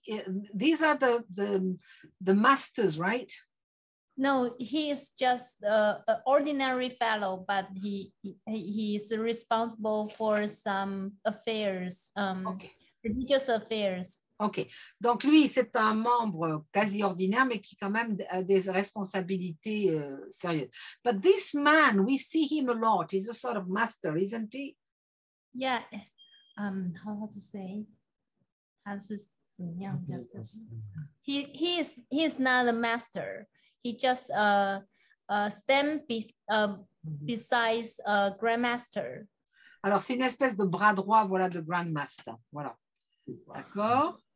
OK, donc ça, c'est celle-là. OK, alors voilà Grandmaster qui arrive. Donc, mais il y a déjà eu beaucoup de gens qui sont arrivés avant. Là, au fond, on les verra après. Ce sont des gens magnifiques. Ce sont les membres des tribus autochtones de Taïwan. Et donc, le but de Weixin, c'est de rassembler vraiment toutes les ethnies de l'île. Donc là, ce sont les autochtones, et ensuite il y a eu différentes vagues hein, disons de colonisation chinoise. Hein. Voilà, Grandmaster. That's a good one of him. That's a good photo. Now, these are, can you tell us about these? Oh, they are lecturers. What do you call them? Lecturer. They can teach. They have students, they can teach. They are just under masters. OK. Donc là, ce sont ceux qui enseignent. Donc, ça va être les enseignantes. Elles sont juste au niveau en dessous de grand maître. Alors ensuite, ça, c'était un spectacle tout à fait fabuleux de danse. These are professional dancers, aren't they? Yeah, yes. Yeah, fabulous. Voilà, Yeah. c'était incroyable. Alors, après, voilà encore un autre groupe qui arrive. What about these? These there are some ladies. They are choir. Yeah. Ah, c'est un chœur. Alors, vous remarquez, tout le monde arrive, vous voyez les mains, elles tiennent les mains d'une certaine façon tout le temps. C'est vraiment extraordinaire. C'est fascinant. Hein. Alors, et puis ça continue en même temps. Hein. Regardez les danses. Les photos sont dans l'ordre chronologique. Hein. Et vous voyez ici toujours l'hôtel hein, qui est gigantesque. Bon, là, c'est encore de la traduction. Ici, alors ça, c'est intéressant parce que c'est he's a politician, right? This man is a politician. Yeah, yeah. He is the former ministry of the legislator. Voilà, donc c'est un ancien ministre hein, d'un gouvernement précédent, et on va le revoir d'ailleurs dans d'autres cérémonies, parce que participent à cette grande cérémonie des ancêtres des gens de la ville, hein, c'est-à-dire enfin, il peut y avoir des écoles, il peut y avoir tout un tas de groupes, et des politiciens. Alors ça c'est celui-là, donc ça c'est des jeunes qui sont en train de chanter. Après arrivent des esprits amusants. Là, voilà, vous avez... C'est plutôt pour... Is it for the kids? Actually, they are youth. Oui, voilà, ce sont des jeunes hein, qui font ça. Voilà, c'est un côté un peu amusant. Alors ici, alors ça, c'est une autre politicienne. Who is this lady? She's a politician also. Yes, she was the former chair of the KMT, Kuomintang. Voilà. C'est ça, voilà. Donc ça, c'est l'ancienne présidente du KMT, c'est le Kuomintang, hein, qui est le parti de Chiang Kai-shek, qui est venu, donc, une fois qu'il a été vaincu par Mao, et qui a régné de main de maître hein, sur Taïwan, avec l'état de guerre, enfin l'état d'urgence jusqu'aux années 1980-87. Hein. Donc l'île, si vous voulez, quand elle a été... quand les gens se sont réfugiés à Taïwan, c'est devenu une forme de dictature hein, aussi. Donc, elle était présidente du KMT, qui a un peu changé hein, de nos jours, mais qui est un parti important encore à Taïwan. Alors, ici, encore des danses, toujours magnifiques. Là, d'autres, avec des représentations très chinoises. Vous voyez les danses, etc. Là, bon, j'ai pris... Voilà. Donc, il y en a pour les yeux, il y en a pour les oreilles, il y en a pour le cœur. Et voilà, I like this lady. She's called Annette, right? Yeah, Annette yeah. Chu, is she? Alors, elle, c'est une ancienne, she was vice president, wasn't she? Yeah, Okay. vice president, yeah. Voilà, c'est l'ancienne vice-présidente indépendantiste, féministe, très importante à Taïwan et qui vient à toutes les cérémonies organisées par le groupe. Hein. Alors ça, c'est encore après. Vous voyez, donc tout est entrecoupé de danse. Alors voilà, elle repart, elle dit bonjour à tout le monde. Et voilà, à la fin, les danseurs, donc ça, c'est les autochtones de Taïwan qui vont faire des danses absolument magnifiques et qui sont habillés, évidemment, dans leurs plus beaux atours. Voilà, ici. Alors, ensuite, ça, c'est à la fin. On dit au revoir aux esprits des ancêtres. Donc, on les accompagne vers la sortie. Donc, c'était très intéressant parce que là, il y avait de la musique, un petit peu ce que moi, je vous ai passé, mais très fort. Et on leur dit au revoir. Et ensuite, eh bien, tous les gens qui sont arrivés, ben, ils repartent dans le même ordre. Et les voilà qui repartent, qui rapportent tout, les sceptres, etc., etc. Voilà. Donc là, j'arrête là. Et now, alors, Angélique, il faut que je montre ce que tu as vu. La statue de Guigouzi. Voilà. And now, Fiona, I'm going to end with the inauguration of Guigouzi mega statue, OK? Alors, vous vous souvenez, je vous ai dit que le groupe mettait beaucoup d'importance dans le Feng Shui et le I Ching. Ils en sont devenus des spécialistes et ils ont construit une ville qui s'appelle Bagua City, qui est quasiment une ville de Feng Shui, où ils ont construit une université et ils ont inauguré une statue tout à fait colossale. Alors, attendez, hein, pardon, excusez-moi. Voilà. Voilà. Et cette statue, vous la verrez dans un deuxième lot. Là, j'ai d'abord visité ça avec Massimo avant la construction de la statue qui a été construite ensuite très rapidement. Donc ça, c'est juste une image pour montrer comment la terre est accueillante là-bas. C'est du thé, donc c'est magnifique. Et puis, vous voyez des ananas. Alors, ils ont d'abord construit cette porte qui est la grande porte céleste du sud qui reproduit celle que le grand maître a ouverte de façon métaphorique. I'm explaining how Grandmaster opened it metaphorically on the East Coast, sur la côte Est, donc sur le Pacifique, dans les débuts de la religion. Ensuite, ils ont construit un mur qui est totalement gigantesque, qui, vous voyez, je vous mets ça, encore une fois, ce n'est pas que pour nous montrer nous, mais c'est pour vous montrer l'échelle. Voilà l'échelle. Regardez les gens. Regardez la construction de ce mur. I asked you, Fiona, what it was made of. Is it stone or is it concrete? Stone. It's from Fujian province, China. Okay, but it's come from China? Yeah, it carved at China. Okay. Alors, vous imaginez, c'est un mur qui est en pierre, donc qui vient de Chine, de la République de Chine, enfin de la Chine populaire, et qu'ils ont carved, qu'ils ont sculpté. Et ce qui est sculpté, ce sont les dragons, the dragons, que représente le grand maître. C'est sidérant. Regardez la sculpture. Et vous voyez ici un petit appareil qui ressemble à ce que j'ai moi pour faire la musique. Voilà ce qu'on voit depuis le mur, le portail, la vallée. Bon, il y a un peu de pollution, parce qu'il y a des montagnes en face. Et puis toujours ces blocs de pierre avec des personnages qui sont sculptés à l'intérieur. De l'autre côté, il y avait le début de l'université. Donc ça, c'était en 2017. Hein. Et vous en souvenez, quand je vous ai dit toutes ces barres, selon qu'elles vont être comme ceci ou comme cela, ou ensuite on va pouvoir lier tout ça, couper ici, ça va vous donner un sens différent. Hein. C'est du Feng Shui. Ça, c'est Guigouzi dans un petit temple avec des offrandes. Et voilà la tour qui est faite donc pour redresser les mauvaises vibrations du coin. On m'a expliqué que ça avait été nécessaire parce que la vallée avait de très mauvaises ondes et il y avait des gangs qui se battaient dans cette vallée. Depuis qu'on a construit la tour, il n'y a plus rien de tel qui se passe. I explained that this was built so that the trouble in the valley below would be, would stop. Ah, ok. Et maintenant, donc ça c'était en 2017, en janvier, et voici ce qui est un an après, la fameuse inauguration de la statue, de la méga statue, et je terminerai là-dessus. Alors, voilà. Donc, vous retrouvez le portail. Dans les photos précédentes, c'était, vous le voyez, hein, Angélique, hein? Oui, on voit bien, oui. On ne voyait rien, il n'y avait rien derrière. Et ils ont construit la statue en 1 an et demi. Et c'est une image. Donc, d'ici, ça paraît petit, hein, mais ça ne l'est pas. Regardez, alors évidemment, toujours les dragons.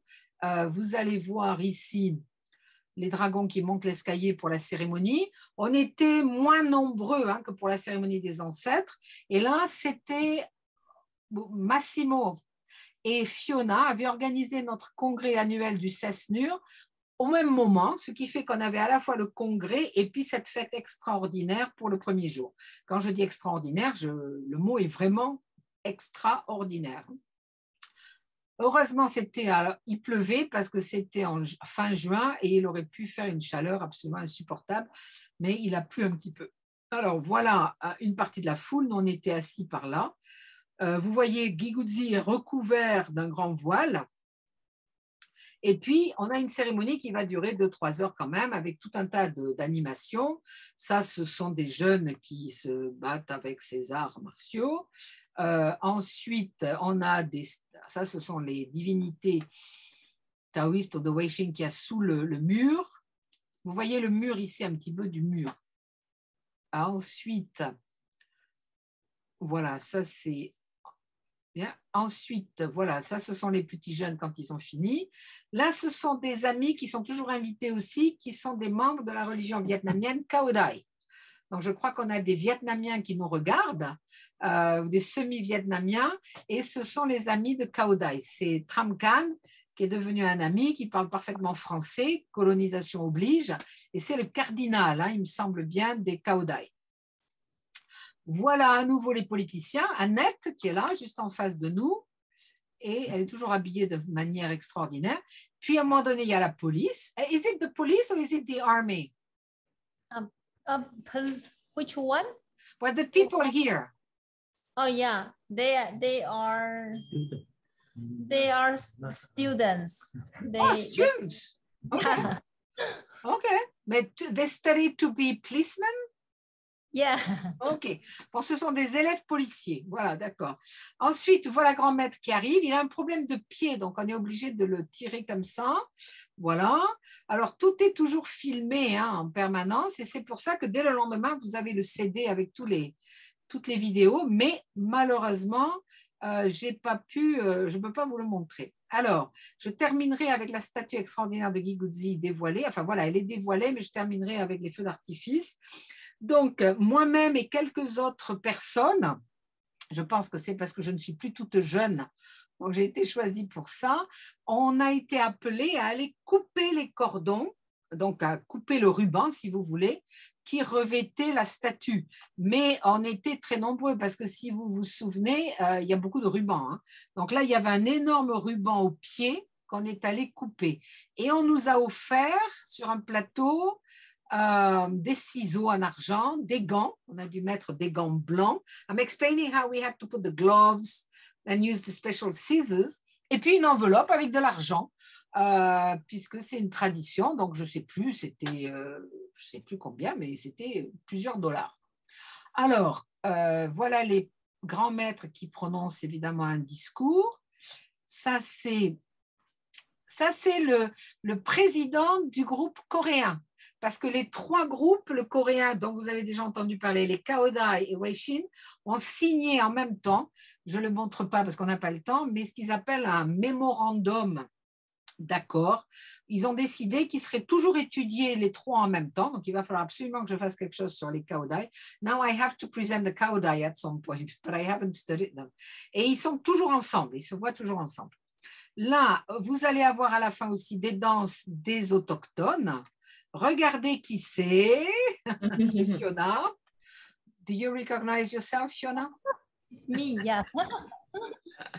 Voilà, ça c'est le pied de la statue avec donc des divinités qui permettent, qui ont Are these dharmic figures? What do you call them? What do you call these statues? 72 heavenly masters. Voilà, ce sont les 72 maîtres célestes qui font tout le tour de la statue. Ça, j'ai adoré, c'est les habits des divinités. Alors, voilà. Ah si, voilà, je vous ai mis, on reviendra à la photo ensuite de feu d'artifice. Si, c'est quand ils sont en train de signer le mémorandum. Ça, c'est un bouddhiste, un bonze. Ça, c'est les Kaodai. Ça, c'est les Coréens. Ça, c'est Grandmaster qui va signer tout ça. Je vous ai mis aussi ici les signes de disons les descriptions de la statue. Donc, elle fait 22 mètres, 75 tonnes. Voilà quand ils l'ont construite. Le nez fait 25 cm, etc., etc. Ça, c'est les travaux. Comment elle est creuse, hein. Et voilà, je ne peux pas vous montrer de film, mais ça vous donne une idée de l'échelle. Vous vous souvenez du mur? Vous voyez la taille de la statue et l'université est beaucoup plus grande, hein.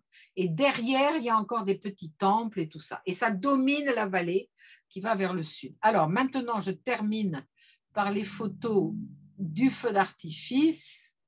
Voilà, là, on a coupé le ruban. Donc, il y a quelqu'un qui le tire de façon très habile. Pour mettre le voile sur la statue, il a fallu des grues spéciales. Et il y a un feu d'artifice extraordinaire de toutes les couleurs avec des fumées extraordinaires. Voilà.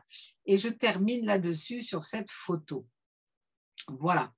So Fiona, I think I will end my presentation here and ask people if they have questions, okay? J'avoue qu'elle est magnifique, hein? C'est beau, hein? Vous voyez ici, il tient le fouet avec les cheveux, enfin le poil de cheval, et sous la main, mais vous ne pouvez pas encore la voir, vous la voyez ici.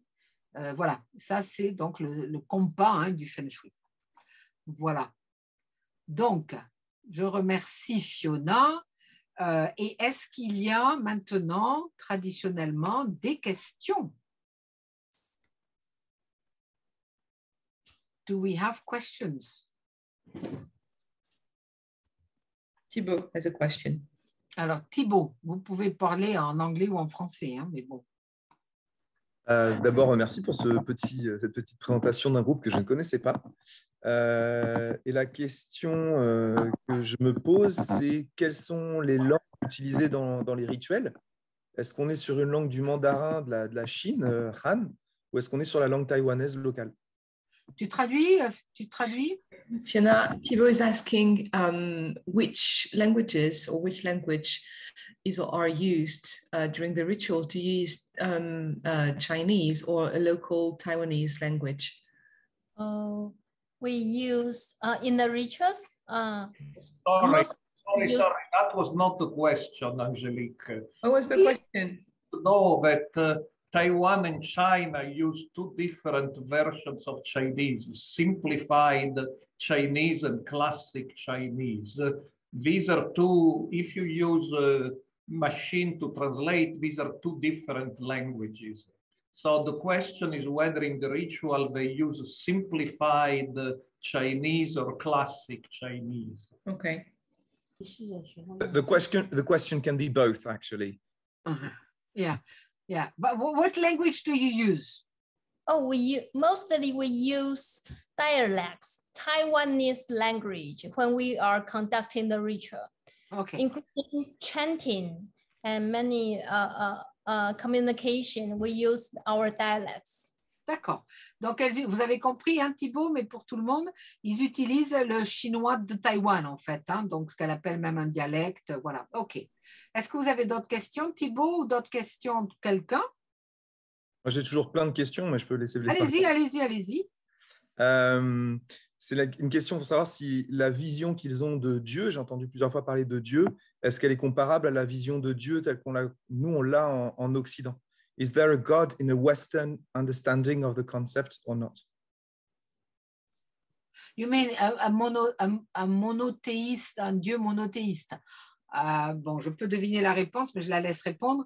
He wants to know whether you have a sort of monotheism view of God?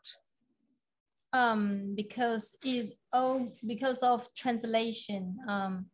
We have to translate our Chinese, the concept of Chinese into English. You know, there are many deities in Eastern world. So for us, sometimes we will translate the terms into God. Sometimes we will translate it into the deities. Okay. Bon, vous avez compris, alors je traduis pour tout le monde. C'est évidemment l'obligation de traduire dans des termes occidentaux qui fait qu'on va utiliser le terme Dieu. Mais en fait, nous avons, et il y a en général dans nos religions, beaucoup de divinités, qu'ils appellent des déités, c'est-à-dire des divinités. Il n'y a pas le concept d'un monothéisme tel qu'il y a dans le christianisme ou l'islam, par exemple. Alors, d'autres questions, Thibaut, ou s'il y a d'autres personnes, mais je ne vois pas de main qui se lève. Alors, profitez-en. Je crois que Benoît a levé la main. Qui? Benoît? D'accord. Benoît? Je ne vous vois pas, Benoît. Alors, vous activez, voilà, c'est très bien, je vous vois. On a beaucoup parlé, vous m'entendez bien, hein? Oui. Oui. On a beaucoup parlé des vivants et de la paix et d'éviter les catastrophes. Moi, je voudrais parler un peu des morts. Est-ce qu'il y a une notion de paradis ou est-ce qu'on est sur la bureaucratie céleste classique chinoise? Comme Vincent Gossart, ce qu'a étudié Vincent Gossart. Alors, that's interesting. You remember, Fiona, I think you met Vincent Gossart at one of your universities at some point. You know, he's a specialist of Taoism. Vincent Gossart? I think you met him. Yeah, you met him. Well, he has written several books on celestial bureaucracy. That is to say, on how after death, people had or still have the choice during their lifetime of preparing to be either an immortal, so to become a sort of god, a deity, or to just be an ancestor. So Benoit is asking if in Weixin Zhenjiao, you do have a specific conception of the structure of heaven or of the skies after death. Do you have this idea of a sort of bureaucracy for the ancestors or a sort of hierarchy for the ancestors? Mostly we regard the heaven as the traditional Taoism concept. The concepts are similar, but it's more syncretic. We merge the Taoism and Buddhism's concept together. Okay. So, Donc, c'est effectivement ça, Benoît. Il y a l'idée d'unir un petit peu des concepts bouddhistes et taoïstes, mais effectivement, il y a bien ce que vous appeliez la bureaucratie céleste. Hein. Oui, d'autres questions? Dan a une question. Dan. Tu peux la poser en chinois et après tu traduis. Oui, d'accord。刚刚我看照片的时候，就你们就是一个寺庙上面写了一个三宝寺，然后我就想知道三宝寺，那三宝是指的就是我们的一些观念跟我们就是佛教、道教这些相连的吗？还是怎么样的？这个为什么叫三宝寺？这个寺庙它拜的佛就是佛的三宝，就是一个佛教的概念。那我们在这个寺庙里面所做的法会，大部分都是佛教的法会。那在别的寺庙里面，我们另外有属于唯心圣教自己的法会，所以我们算是一种融合式的信仰。哦，那你刚刚说的三宝是哪三宝呢？这个我可能不是太了解。佛法僧佛 Buddha， 法跟 Dharma， 和那个僧就是那个 monk 或者那个是。对，那我想起来了，因为我之前去过一个寺庙，里面待过1个星期，我突然想到了这三宝。谢谢你，好。Maintenant tu traduis, Dan. Tu résumes. En fait, tout à l'heure, vous avez montré une photo et sur la photo, et il est écrit le temple des 3 trésors. En fait, et puis je voulais savoir pourquoi en fait on appelle le temple 3 trésors. Je voulais savoir le 3 trésors, c'est quoi? Est-ce qu'il est lié à confucianisme, le concept précieux du du confucianisme, du taoïsme ou du bouddhisme. Mais en fait, elle m'avait expliqué, non, en fait, ce temple, c'est juste pour, c'est plutôt bouddhiste. C'est pour ça les trois trésors, ces trois concepts bouddhisme, en fait, c'est le Bouddha et aussi le karma et aussi ce qu'il enseigne le Bouddha. D'accord, ok. Tu n'as pas d'autres questions puisque toi, tu arrives à lire tous les drapeaux, tous les panneaux. Alors je pense que voilà, vous avez bien expliqué. Merci. Ok. Alors, est-ce qu'il y a d'autres questions? Massimo, tu n'as pas de questions à lui poser?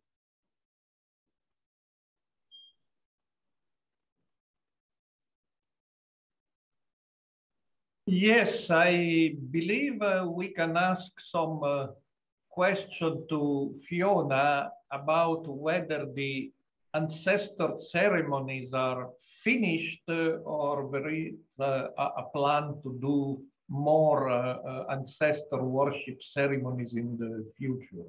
Alors, don't answer yet, Fiona. Let me translate. Massimo, but tu peux dire en français puisque tu parles parfaitement français. Oui, la question c'est si ces cérémonies de vénération des ancêtres, est-ce qu'elles sont terminées ou est-ce qu'on prévoit d'en faire davantage dans les prochaines années? Okay. Okay, go ahead, Fiona. Yeah, okay.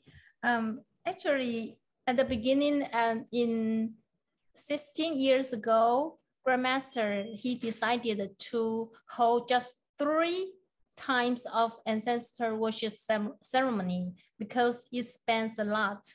But then Gui Guzi, he came to Grandmaster and told him that three times are not enough because there are many spirits they need to be salvaged, they need to be transferred in the ceremony. So Gui Guzi came to instructed him to host more ceremonies, at least 15 ceremonies. So this is why. OK, donc je traduis, I'll translate, OK? Donc, à l'origine, quand Grand Maître a eu la révélation qu'il devait organiser ces grandes cérémonies pour les ancêtres, il pensait que il prévoyait 3 cérémonies. En fait, ça coûte très, très, très cher. Ah oui, c'est stupéfiant. Hein?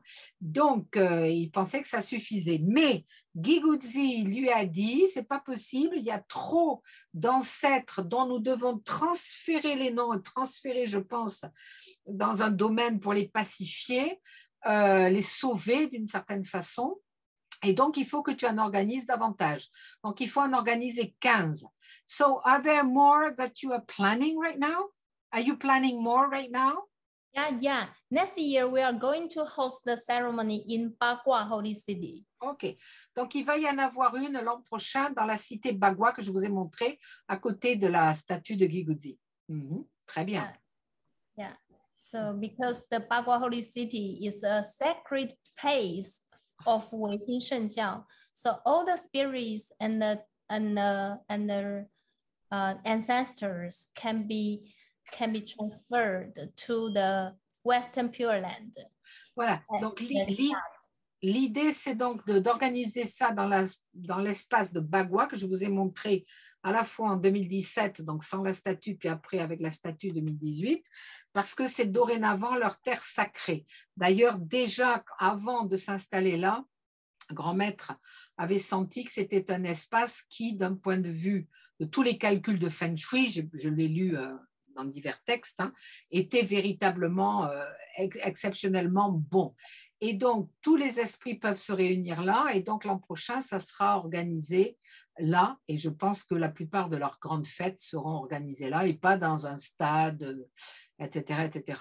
Yes, but what about the number of people? You told me, Fiona, that you were planning to build a huge auditorium to hold, what is it, 26,000 people? Yeah. About 6,000 people. 6,000, OK. Donc, ils sont en train de ils prévoient de construire un auditorium qui pourra donc contenir dans les 6,000 personnes, ce qui est quand même déjà pas mal. and we would like to host a grand conference for our global friends to come. Okay. And we want to invite everyone, each of you, to come to Taiwan in 2026. Et alors, en 2026, il prévoit un grand congrès où nous sommes tous invités pour justement inaugurer un petit peu, mais peut-être que ça sera terminé avant, ce grand auditorium. Et en tout cas, tous les amis internationaux doivent venir à Taïwan. Jean-François, vous n'avez pas de questions à poser? Vous avez disparu, Jean-François? Non, je suis là. Ah, pas spécialement, c'est très, très intéressant. vous ne connaissiez pas ce groupe? Je ne connaissais pas ce groupe, mais je connaissais des groupes équivalents. D'accord. Justement, je connais un groupe bouddhiste qui vient de Taïwan et qui font aussi des grandes célébrations pour les ancêtres. Et j'ai assisté à leur conférence à l'UNESCO. D'accord. En plein centre de Paris, j'étais tout étonné, je veux dire, à l'UNESCO. Et en Corée aussi, j'ai participé à des cérémonies semblables aussi, avec entrée des ancêtres, sortie des ancêtres, assez semblables. En fait. Okay. I was asking Jean-François if he knew Weixin. He says he didn't, but he has been quite impressed with, everything he saw tonight.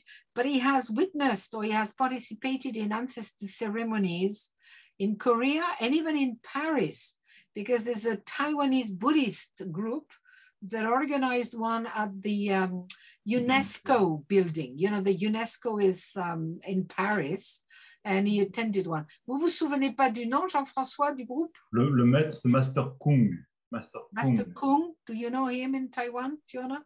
Mais he's living in Australia. Oh, he lives in Australia. So he's Taiwanese, but he lives in Australia. I will send you, I will try to find his name. Okay. OK, d'autres questions? Thibaut, vous en avez encore? Non, moi je pense que je l'en ai tellement posé, la pauvre, que c'est bon, puisque je lui demandais les couleurs, les groupes et tout ça. Il y a plus. Jean-Pierre, vous n'avez pas de questions? Votre micro ne marche pas, Jean-Pierre. Je découvre. Alors, je n'ai pas le recul suffisant pour poser des questions. Celles que je vais poser, elles ont déjà été posées. L'aspect syncrétiste, une synthèse finalement de toutes les croyances, finalement, ça vous dit, c'est cette recherche qui. Oui. Et deuxième point, c'est peut-être les ancêtres. Est-ce la recherche de la paix des ancêtres finalement dans ces grandes réunions? Okay. So what Jean-Pierre is, he says he doesn't have any particular questions, but he's completely fascinated. And what he finds most interesting is the syncretism you have, or the blending of, the three harmonies, but also how you made it personal, how you make it original, and also the link with the ancestors of China, which he finds extremely interesting. Yeah. Alors, j'ai un petit, si on peut, pour terminer, je peux vous montrer, parce que ça marche, un YouTube où vous allez voir les bouteilles de vin avec les petits trucs et la croix, et qui est donc la cérémonie qu'ils appellent, qu'ils appellent les rituels pour la bénédiction des dieux de toutes les nations. Donc, je vous fais ça et après, on se dira au revoir. Alors, attendez. Voilà, en principe, ça va marcher. C'est bon, vous voyez? Oui. C'est bon. C'est bon? Oui. We piously invited the God of all nations to be seated at Weixin Hall, take in the lantern offerings, and attend the zut, pardon. Excusez-moi. coming Wangshan Laozhi birthday celebration. Vous voyez ces petits feuillets avec les croix, les bouteilles de vin.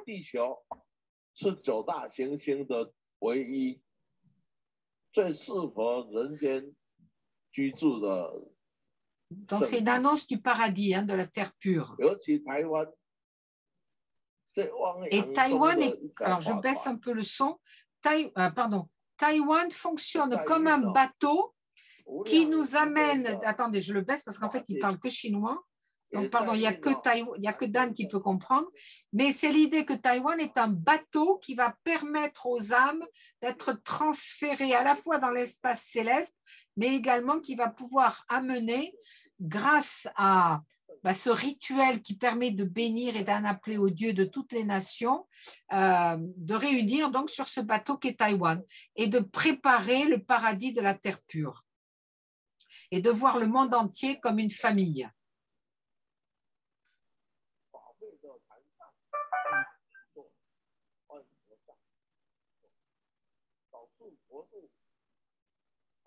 Donc, vous voyez les offrandes avec les bouteilles, les croix, les petites lanternes.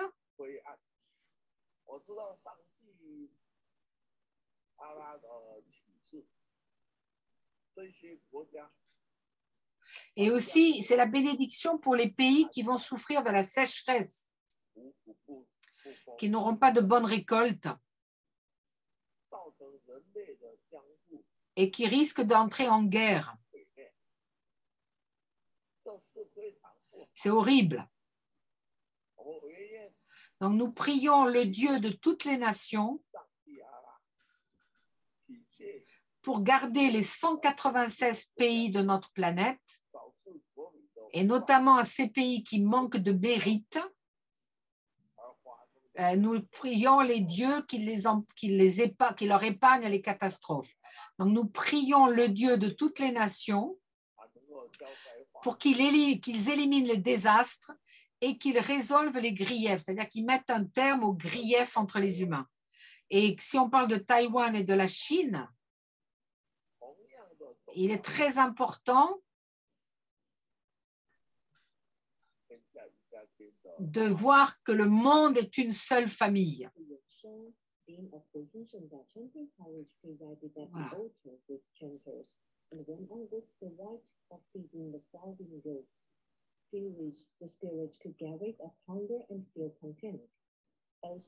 Voilà les offrandes.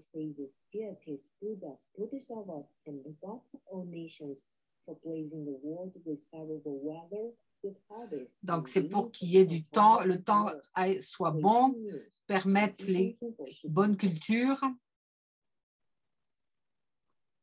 Voilà. Donc, voilà, je suis contente d'avoir pu vous montrer un petit film. Alors, évidemment, ça, c'est une cérémonie qui est petite, si vous voulez. Hein. Ça n'a rien à voir avec les immenses cérémonies qu'il y a dans les grands stades, etc., etc. Et la musique, c'est... Are you the one playing the music? Am I the one playing... C'est moi qui joue la musique. OK. Donc, je vous propose qu'on arrête là.